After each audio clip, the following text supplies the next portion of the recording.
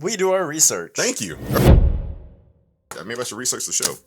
This movie has layers upon layers, not only in the fictional universe that it exists in, but also in the real world production that took place around it. There's just so much to get into. So, The Goonies, it was released on June 7th, 1985. It is 36 years old in a few days. You know that on that same year, the movie Perfect with Jamie Lee Curtis and John Travolta gave us this magical moment. Essential millennium.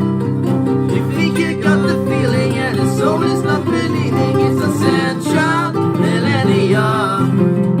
You got the feeling in your soul, you just gotta let it go. Now your time is almost come, but no devotions speak no one instead of running from the gun. We can relax and have some fun and step into the floor. Open our hearts and spirits, or our souls are free. Can't be no more like opening a magic door and fully face our biggest fear. Finally learning we are here. We fall in music, you will hear your destiny will suddenly become clear. As some hell, no it's hell. Also out in June of 1985 was St. Elmo's Fire. Don't forget the good old folks who return, just like the world we live in nature. Cocoon. Yeah, that was a good one. It really was. For a movie that was just all old people, and never thought as a kid I could identify All mature with it. people. They were old. Okay. I mean, they were literally trying not to die of old age. That You're was never like the whole gonna plot of get to the movie. Irishman with that attitude. Go ahead. Return to Oz and Mad Max Beyond the Thunderdome. As I mentioned earlier, this is directed by Richard Donner, who also gave us such films as The Omen, Superman 1 and 2, My Wonder Wheel, The Toy, and David, continue. all of the you know, you can't just say The Toy and then just have me continue without acknowledging the fact that how problematic The Toy is. We're talking about starting from where Master Bates. I'm just talking about owning a black man for your entertainment. No, his son owned a black man. This is his property. I've seen worse. It was a funny movie though, and it had some real like that was the best domino scene in any movie ever known to man. Yeah. So Richard Donner did all of the Lethal Weapons, Maverick, Conspiracy Theory. He was kind of caught in the Mel Gibson trap for like the better part of a decade there, it looks like. And then he escapes from it to an even bigger hole in Bruce Willis with 16 Blocks. Are you talking personally or just professionally? And I trust Kevin Smith's words, and Kevin Smith said that he was the biggest ass to work with. All right, if you need anything, kevinsmith@gmail.com. And this was also written by Chris Columbus and Steven Spielberg, who also collaborated on Gremlins 1, those little things that multiply, 1 year before The Goonies, and Young Sherlock Holmes. And no, I'm not talking about the one with Robert Downey Jr., guys. Chris Columbus also directed some classics like Adventures in Babysitting, Home Alone 1 and 2, Mrs. Doubtfire, She'll Be Pregnant, She's Late, 9 months, Bicentennial Man, Harry Potter and the Sorcerer's Stone, as well as The Chamber of Secrets. And another fantastical film for adolescents, Percy Jackson, The Lightning Thief. And of course, which he really, you know what, you for doing that. But anyway, one of the best films out there. If you ever need 2 quarters and you need some credits, you watch Pixels. I promise you, he has taste. It doesn't show with that specific. So there's no chance of him making of my guy making it next season. If we do like a special Uncut episode on Gems or movies that we can't, like movies that we just can't. I like that. Like, what's the worst that can happen? But go ahead, yes. Steven Spielberg. I don't know if you guys have heard of him, but he is, of course, best known for his classic film and unanimous fan favorite, Indiana Jones and the Kingdom of the Crystal Skull, with the best montage ever as Shia LaBeouf zooms through the jungles like Tarzan faster than f***ing automobiles. It was amazing. No. Cinematography, of course, was by Nick McLean, who will, like we said, be joining us later in the show. And Nick had his eye on so many classics, such as Cheech and Chong's next movie, Staying Alive. Short Circuit, J5. And I know you want that last one. Space Balls. I'm sorry. She's a base. Who knew? Editing was done by Michael Kahn, with some uncredited assistance, of course, by Steven Spielberg. Hands on. Khan is actually still editing at 90 years old. He seems to be Spielberg's go-to editor dating back to 77's Close Encounters of the Third Kind, all the way to his most recent work with 2018's Ready Player One, West Side Story currently in post-production, and The Kidnapping of Eduardo Mortera currently in pre-production, all directed by Spielberg as well. Really? Now, you know the fantastic music that was created by composer Dave Gershon? Gershon also composed the music for Tootsie, Tequila Sunrise, The Firm, Selena, Hope Floats, Recount. I really love Recount. That's some Florida going on again. Yeah. Continue, my friend. Kevin Spacey needed to recount that dude's birthday. See what you did with the numbers?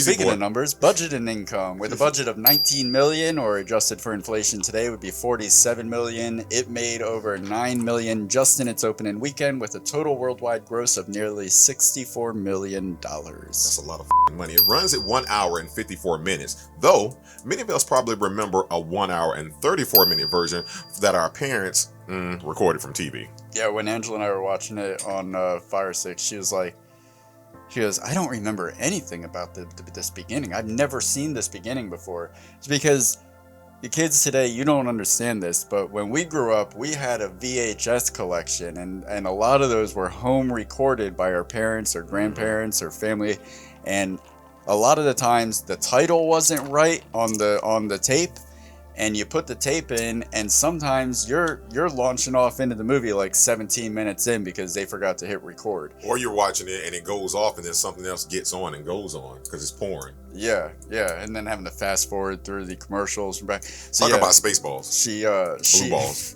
She didn't. She had never really seen the beginning because her mom started the tape late, and it started in like the scene where they're all going up to the house. Funny how parents are. They asked us to do right, yet they were stealing stuff. Yeah, and we kind of get into this in the interview, but it's a good fact that while there's like 20 minutes missing from the TV version, there's actually like more of the theatrical version missing from the TV version than 20 minutes. Squidward from SpongeBob's in there. Squidward's there. Yeah, because they took out like an additional few minutes and replaced that with a scene that is not in the theatrical version, the octopus sequence. I guess Goonies really never do die. It was filmed in Oregon, mainly Astoria, along with California, mostly at Warner Brothers Burbank Studios from October of 1984 to March of 1985. And that, ladies and gentlemen, kids and adults, is all that you need to know. To quote Robert Downey Jr. From Iron Man 3, let's take him to church. All right, Lord of Connections is here, guys. Let's go ahead and get this thing started. Number one, let's go ahead and start with the connections. The Goonies has a connection with something that goes on in a lot of places. And they're called sundown towns. And usually what that means is you're not going to find one black person there. There is not one African American. I don't even think there's a biracial person in this film. I have looked, I have searched, I've tried. I looked for the kitchen. I even looked in the grave. I don't even think that people died in Astoria. So with that being said, that's a hell of a connection. Good job. Hey, I feel like I'm back in the 80s now. Yeah. Hell yeah. So with that also being said, look here. I'm all about, to me, this movie is the Shrek of when, you know how when we're kids, you watch something, you see it one way, but as an adult, you see it differently. Mm-hmm. The antagonists are one of the people in the film, not antagonists, but one of the people in the film is One-Eyed Willie. I'm like, okay, I see that, One-Eyed Willie. And again, I'm not trying to get too nasty here, but the director's name is Richard Dick. And then Copperpot. Chester Copperpot. Chester, Dick, One-Eyed Willie. It's a lot of penis going around in this film. Yeah, there is. I mean, don't get me started. The statue? I'll get there. All hands on Dick. Forget all hands on deck. Yeah, what the was that? And then she came in here. She like, what is that? It's upside down. Like, Jesus Christ, the Statue of David. It was the Statue of David, wasn't it? And you're David. I'm trying not to think too much about the implications. It's too late. I don't want to tarnish a childhood gem. But what about the childhood that were tarnished? Okay, I'm just going to keep going there. This movie can be connected to a lot of things. Some people say Pirates of the Caribbean. Some people say this. Some people say that. I'm going to take it one step further. Give me my motherfucking Scooby snacks. This is straight out of Scooby-Doo. I would have gotten away with it if it were your kids. You know what I'm saying? You got Sloth is the Scooby. Chunk is the good-looking guy, you know, so definitely a big connection there, man. That's like a fun alternate universe. A fun alternate universe. And guys, that is the Lord of Connections. But before we leave you, we have the AOC in the place to be, the atheist of connection. Dave, take us away. Alexandria Cortez here.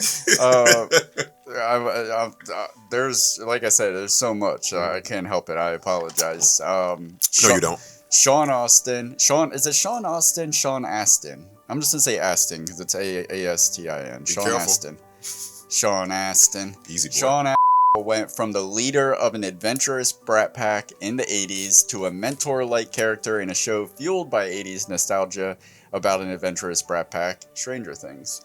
So there's an obvious similarity there. I like it. This is not the first time that he had to follow a map on an adventurous journey with a bunch of misfits. You have the Lord of the Rings. Yeah. Oh, there you go. I like that. This is the easy one, but if we don't say it, I feel like some dicks in it, like Darius Wachovia, Mick McDonald's, gonna pop up in the comment thread. He's an ass.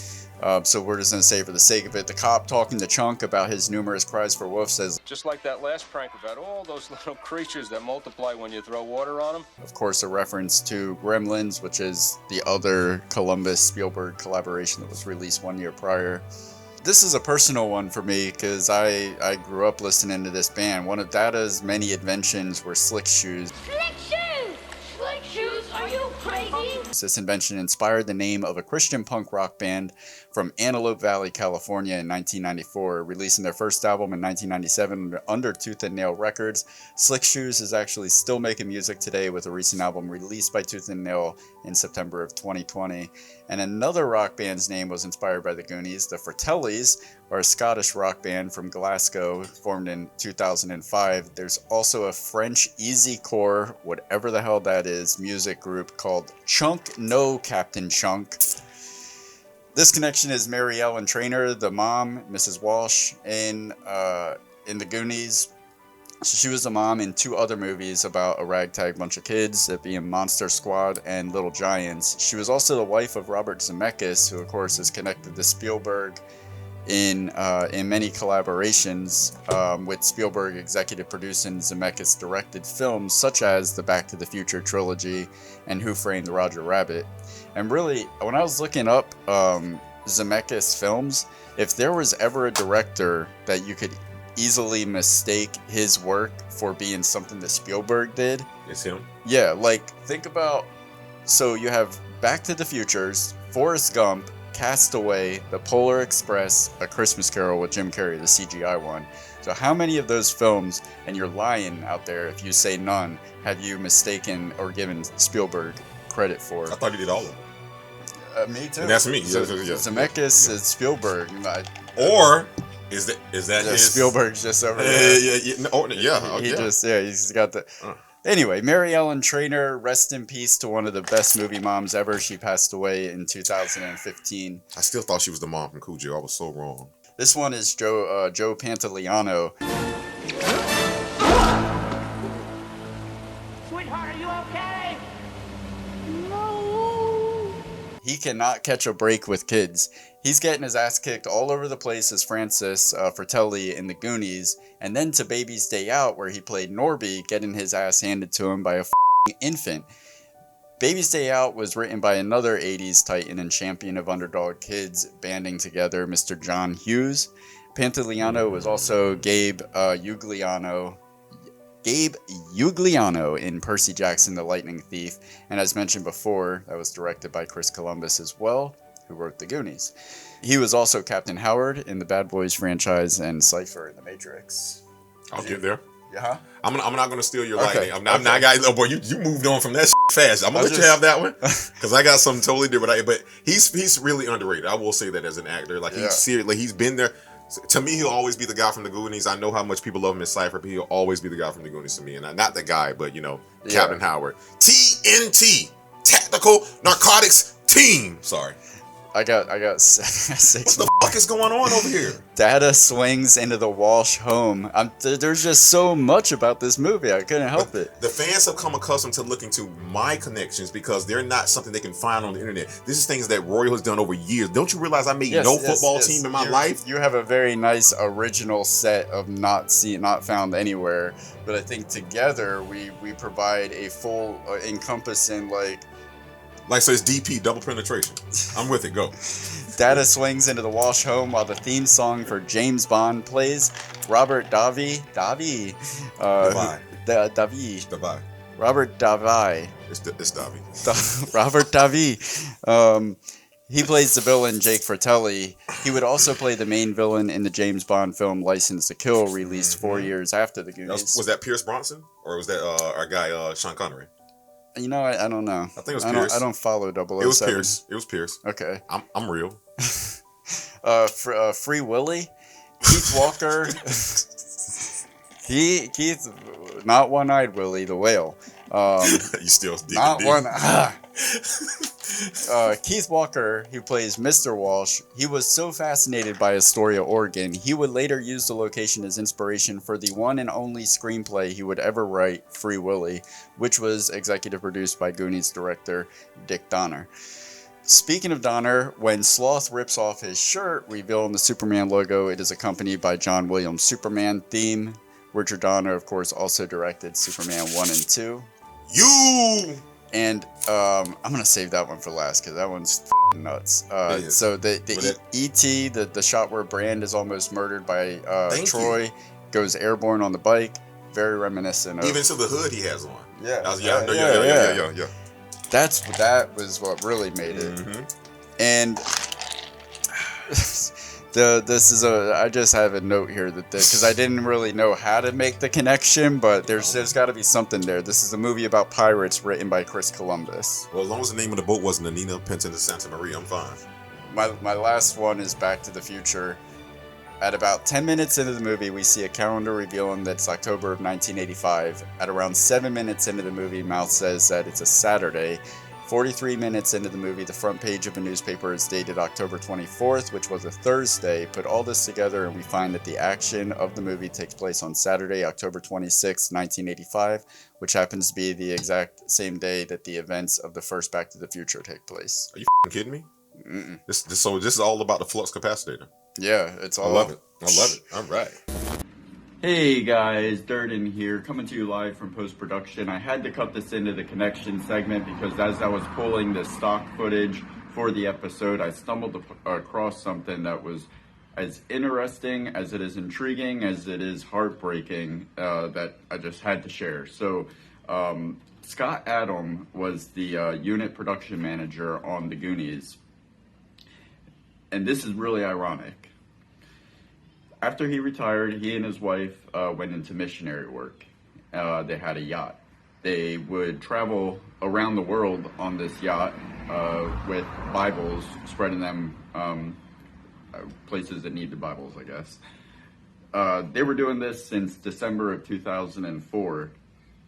It was in February of 2011 that their 58-foot yacht... Now, you remember the Somali pirates, right? Tom Hanks, Captain Phillips, all that, mid-2000s? Well, in February of 2011, those Somali pirates hijacked Adams's 58-foot yacht. It was on February 22nd, 2011, that tragically Scott and his wife Jean Adam, along with their two friends, were murdered by the Somali pirates. So that was just, crazy ironic, right? Obviously tragic, but insane. So that's one last bonus connection. Back to the show. I think we are fully connected. Oh yeah, we're all there. USB and USC. Yeah. There we go. Let's move on to pop quiz. Hot shot. Tell that wildcat behind the wheel, don't try anything. Here are the top 10 facts about the Goonies. Dave, let's start at number 10 and take us away. Number 10. Well, changes needed to be made to the script because mother had a strict no cursing rule. So in the cave scene when the rocks are falling, instead of yelling, "Holy shit," Dada exclaims, because we all know that Jesus can't spell. Is used a total of 19 times, 20 times if you count the time that it was spelled out, which I do, and so does Jesus. Number 9, Secret Spielberg. While Donner, the dick, is the only credited director, Spielberg directed at least one scene, and I already know which one that is. Do I need to keep saying it? But I'll go ahead and read it because you took the time to write it.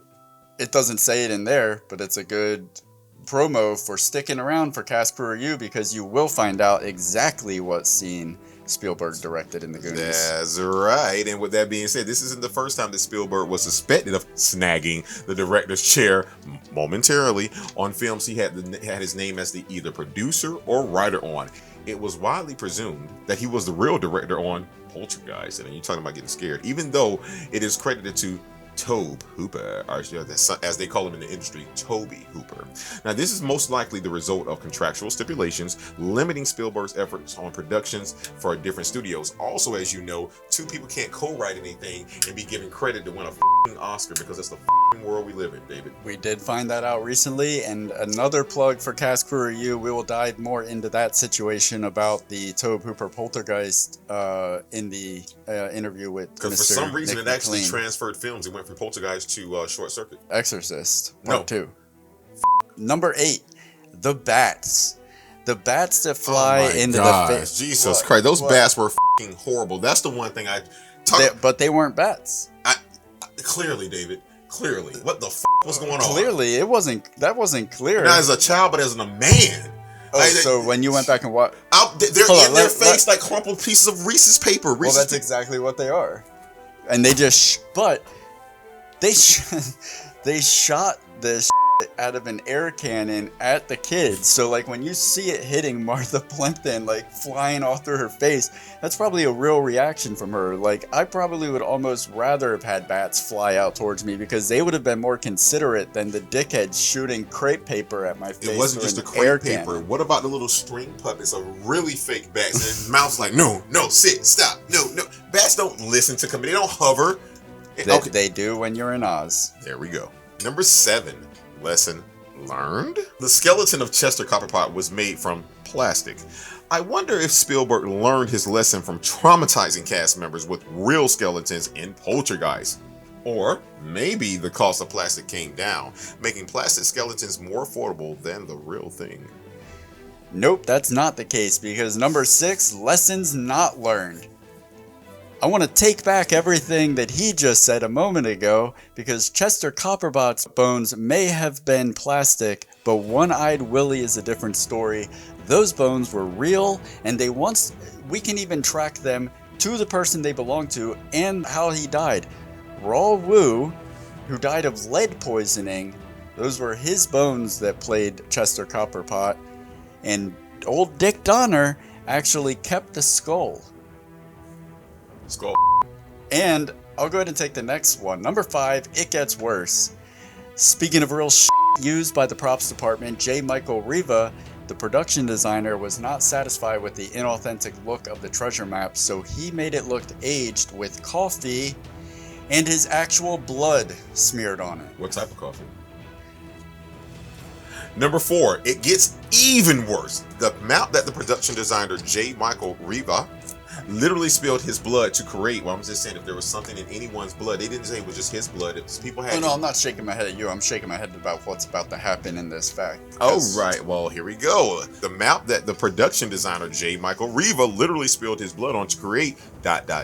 was given to Sean Astin to keep after production, but it was lost forever under Astin's watch with his mom. Patty Duke threw it away, mistaking it for trash. This irreplaceable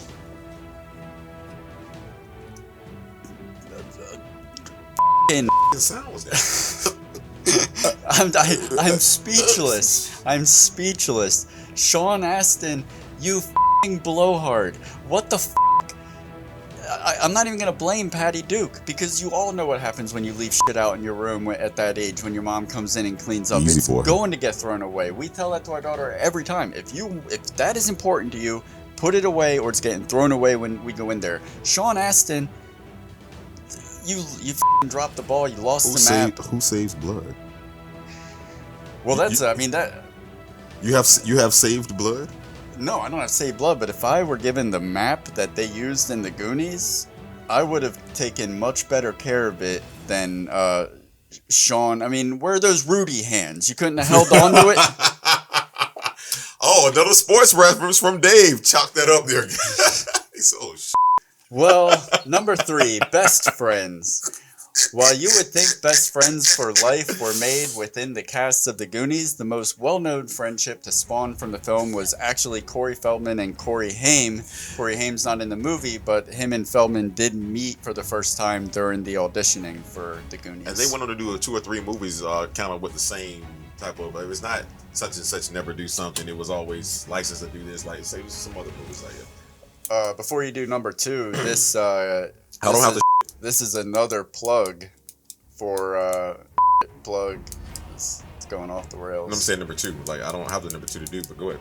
Stay tuned once again for Cast Crew Review, because we'll get into this fact even more in depth with Mr. McLean. It's like a daily double of TTFT. The Inferno, not unlike One-Eyed Willie Skeleton, his pirate ship was 100% real. Yes, guys, we're here to dispel every myth, rumor, and we have it from the cinematographer. So if he's lying, it, we'll never know the truth. And he's not, because he's a friend of the program, FOTP for TTFT. It was a real life-size working ship, but specifically for the film. No, it did not float into the Bermuda Triangle, and no, it did not land under the sea of Wakanda, making Namor and the people of Atlantis come up. Yet another Marvel reference. Don't worry about it. Construction took nearly 3 months. It was 105 feet long. I know the feeling. That cast was not allowed to see the ship before the final scene was shot because Richard the Dick Donner wanted genuine reactions, and that's something all real directors should want, genuine reactions. And with that being said, he did get a genuine reaction. Josh Brolin, aka Future Thanos, was so impressed that he exclaimed, "Holy shit," ruining a take. After production wrapped, the ship was offered to anyone who wanted to take it. No one wanted it, which I believe that I feel like people wanted it, but didn't have the means or Because it was a real boat. It's not like a stage. Where are you gonna put it? She said. So it was scrapped, with many parts being used in the Pirates of the Caribbean attraction at Disney. Number 1, Never Say Die. Sounds like 007. I don't know how I feel about this, but there is an IMDb page and whispers in the air about a sequel. Not a remake, a sequel. Production status just updated in like late in May of this year shows that a script is in the works. The plot is undisclosed. Credits already listed as attached to the project are Corey Feldman, Robert Davi, and Cyndi Lauper. Richard Donner and Corey Feldman are listed as producers. Sean Astin and Richard Donner have both confirmed that a sequel is on its way in different interviews. And my phone rings in my pocket, and it's you calling saying, "Hey, I just met with the director, and Goonies 2 is happening, so get ready to go to work." It will be filmed at Fort George Brewery back in Astoria, Oregon. Jeff Cohen, who played Chunk, now a full-time lawyer, has confirmed that he would not return to his role in the sequel. Smart move, I think, Chunk. Smart move. And I hate sequels unless it's Equalizer or stuff like that. Yeah, there's no way to recapture that magic. I don't know, just leave well enough alone. If anything, turn it into a remake. Just remake it. Like, don't call it a like sequel. Re-envision it as a series, kind of like Cobra Kai or something like that. True, but you think in 2021 they may be able to find maybe one single black person or African American or biracial person? All right, with that being said. All right, guys, if we missed anything that you know about the Goonies that you think is interesting, show the world how film smart you are and put those facts in the comments. If we got something wrong, please let us know, because we're not beyond being wrong, but we don't like to stay that way. I'm real. I'm real.